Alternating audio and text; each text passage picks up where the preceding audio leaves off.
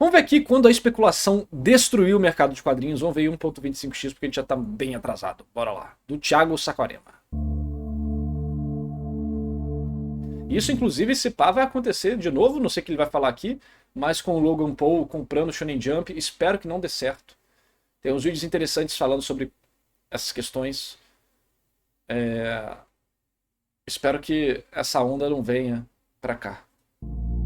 Nos anos 90, uma especulação colecionista tomou conta da comunidade de quadrinhos. A febre das apreciações milionárias de HQs históricas embalava os eventos da fandom e lojas especializadas. Com um olho gordo na especulação do público, Marvel e DC Comics passaram a estimular a bolha que se formava, lançando títulos bombásticos, com acabamentos especiais, alavancando uma produção massiva. O resultado dessa brincadeira foi uma quebra épica, gerando a falência da Marvel, retração do mercado consumidor e concentração de cadeias. A partir dessa era das trevas no mundo dos quadrinhos, podemos compreender a bagunça de direitos autorais da Marvel e a perda de espaço das obras ocidentais no mercado de A novel ruim de Bleach ali. quadrinhos. Spirits are always with you. Acho que é esse o nome, né? Spirits are forever with you. Mas para isso, partamos do início. É a novel da Zashiro, então ela é ruim.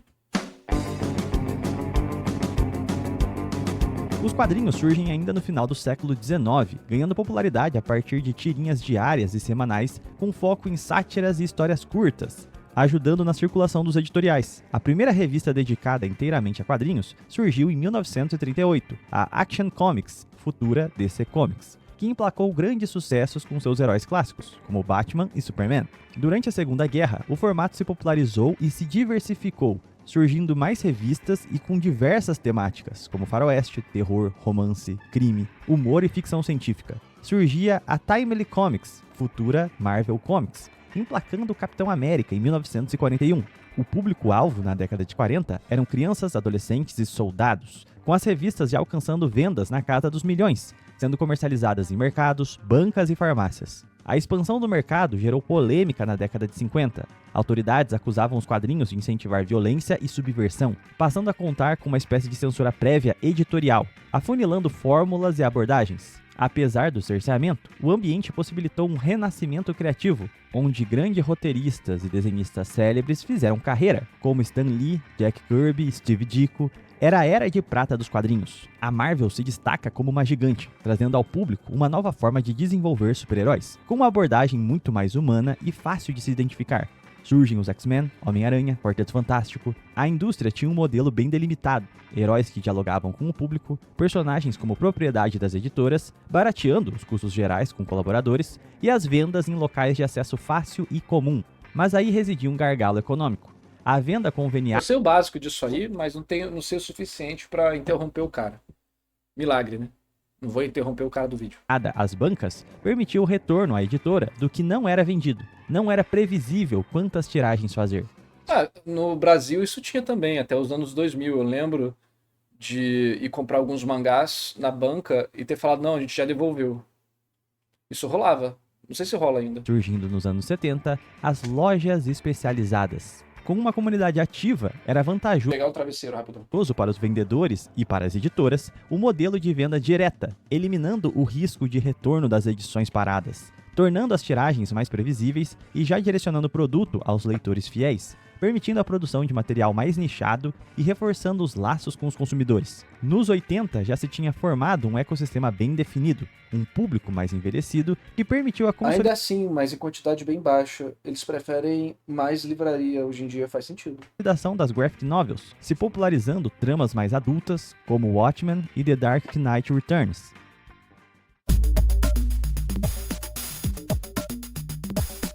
A essa altura, já se tinha uma comunidade amadurecida, grandes eventos como a Comic Con, lojas especializadas. O colecionismo transformava Eu imagino que eu vou preferir, questão de comics, sempre histórias fechadas, né?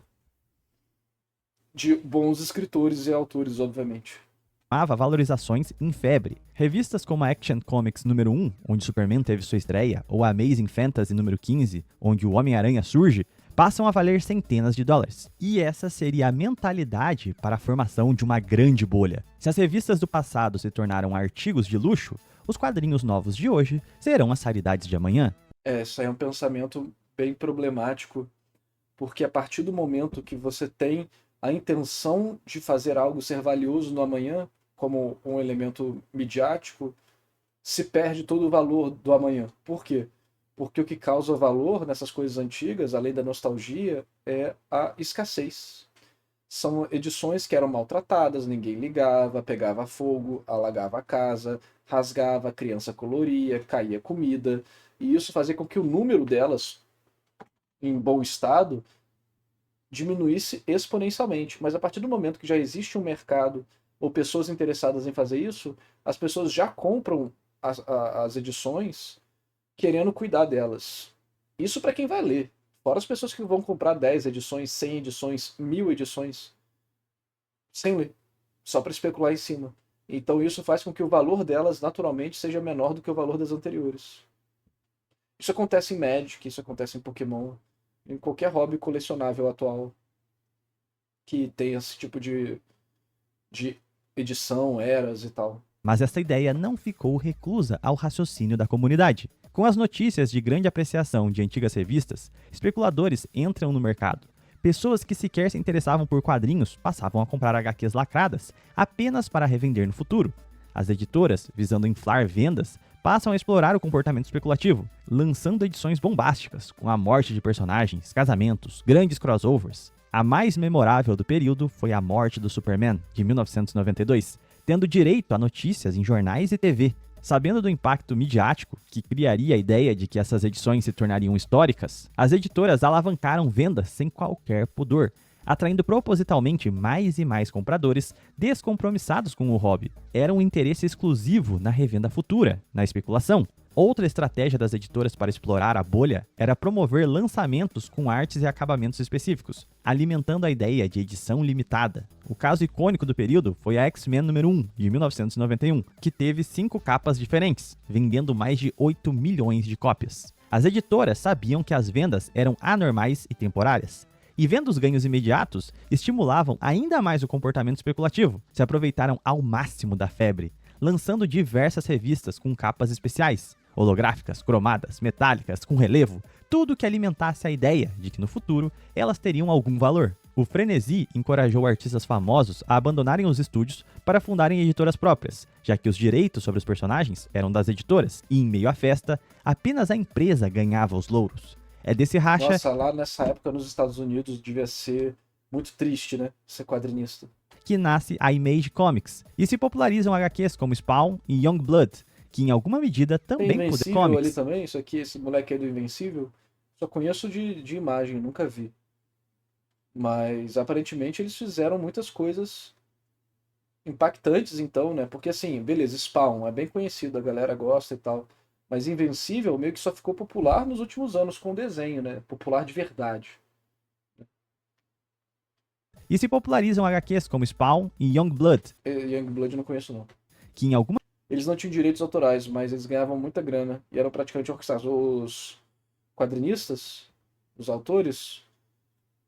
Cara, eu acho que isso foi uma coisa que foi melhorando mais pra frente, não foi? No início da indústria era muito merda, não? medida também puderam se aproveitar da histeria. O criador de Invencível fez o Walking Dead. Pô, o cara emplacou várias pedradas, então parabéns pra ele. Sim, só que estamos falando dos anos 90. Nos anos 90 já devia estar melhor, mas eu ainda acho que devia ser meio estranho. Anos 90 no Japão, por exemplo, já está tudo resolvido. O sistema já era muito parecido com o atual. Nos anos 90 no Japão. Eu tô acostumado com isso, né?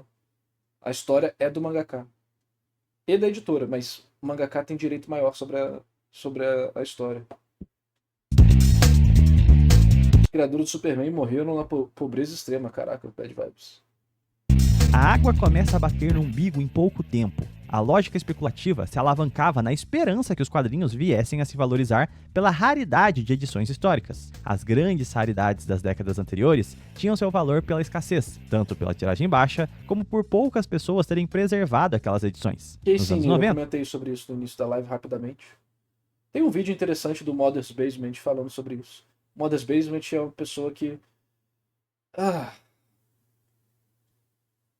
eu adoro discordar dele, mas até relógio quebrado a certa hora, 2 vezes por dia, né? as editoras faziam tiragens de milhões. Muitas pessoas guardavam as revistas em perfeito estado. Não tinha a menor probabilidade de escassez futura. A febre especulativa havia propiciado a abertura de inúmeras lojas especializadas. Mas eu respeito ele, eu discordo muito dele, mas eu respeito ele.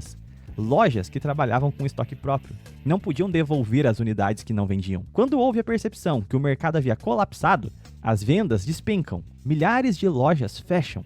Estima-se que em 93 existiam Cara, mais muito de parecido com o que aconteceu com o card game também, né?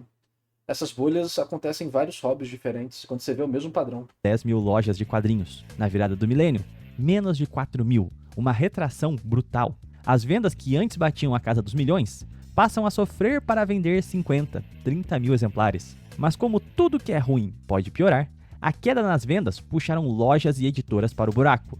E ao mesmo tempo, houve uma total desorganização da distribuição das HQs. E essa bagunça é intimamente ligada à falência da Marvel Entertainment, em 1996. No começo dos anos 90, os quadrinhos contavam com distribuidoras regionais e 3 maiores, que eram a Diamond Comic, a Capital City e o Heroes Road. Todas elas revendiam HQs de todas as editoras, facilitando a logística e o barateamento ao comprar em escala para as lojas especializadas. Em meio à febre especulativa, a Marvel optou por comprar a Heroes Road, tornando-a sua distribuidora exclusiva. O objetivo era eliminar intermediários, obter as margens de distribuição e controlar a cadeia logística.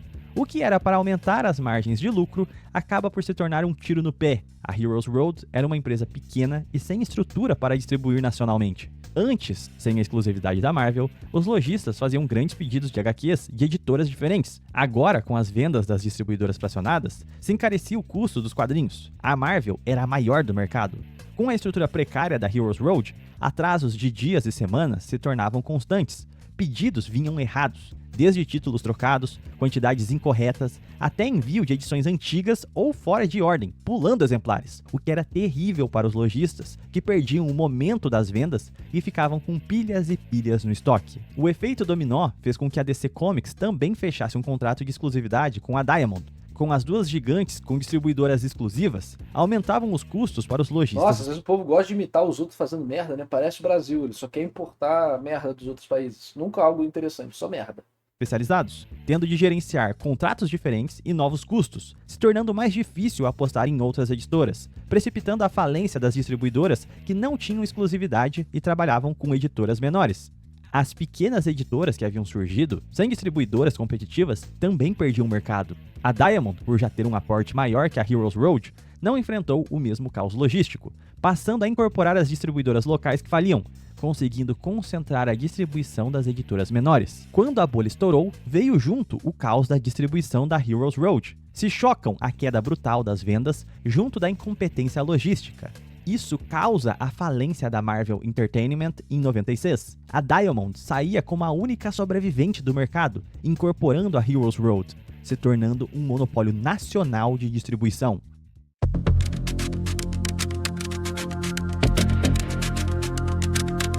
Com a redução no número de lojas especializadas, a cartelização da distribuição e a normalização das vendas, volta-se o nicho verdadeiramente interessado no produto. As lojas passam a utilizar um único catálogo mensal, os previews, dando um poder decisório para a Diamond na escolha dos quadrinhos que entram no catálogo, passando a influenciar tiragens com as editoras e pedidos com os lojistas. De maneira geral, os custos se elevaram e os quadrinhos passaram a ganhar contornos de luxo ao tentar contornar os problemas estruturais. Já começou nessa época, né? É um negócio interessante para comentar. O fala que quadrinho tá ficando de luxo, não sei o que e tal. E tá mesmo. Mas isso acontece porque essas editoras elas ganham em volume. Eles vendem muita coisa e por isso eles conseguem vender muito barato, porque eles vão pedir, imprime 1 zilhão de edições disso aí. Quanto menos edição você pede para imprimir, mais caro fica. Então, hoje em dia, como as tiragens estão baixas, ninguém vai pagar 40... Pega um meio tanco de antigamente, né? Meia edição. Você pagava, sei lá, R$5. Ninguém vai pagar R$20 num meio tanco. Mas vai pagar R$20 numa edição inteira. Ponto. Né? Aí hoje em dia, tá muito baixa a tiragem. Tá? Ninguém vai pagar R$ 80, R$ 70 numa edição de mangá normal. Mas se a edição vier com um papel melhor, um pouco melhor, nem muito melhor, um pouco melhor, aí agora já fica mais fácil a justificativa. Então o negócio vai ficando gradativamente mais de luxo para tentar convencer você a comprar, porque senão ia continuar a mesma merda de antes com aumento de preço, né? Então, sei lá, né? O mangá era R$ 20, aí ele ia para 70, ninguém ia comprar, mas pagava 80 com a capa dura. Entendeu esse exemplo, mais ou menos? Então, assim, é porque a mídia do papel está morrendo e as produções de papel vão ser cada vez mais de luxo, porque é o que vai valer a pena imprimir, porque a quantidade de pessoas que compram é pequena. Edição física de jogo é a mesma coisa, gente. Jogos vão ter cada vez mais apenas edições de colecionador, como físico, o resto vai ser digital. HQ e vários outros elementos. Mangá. O papel vai ficando mais caro. Vai tendo mais imposto.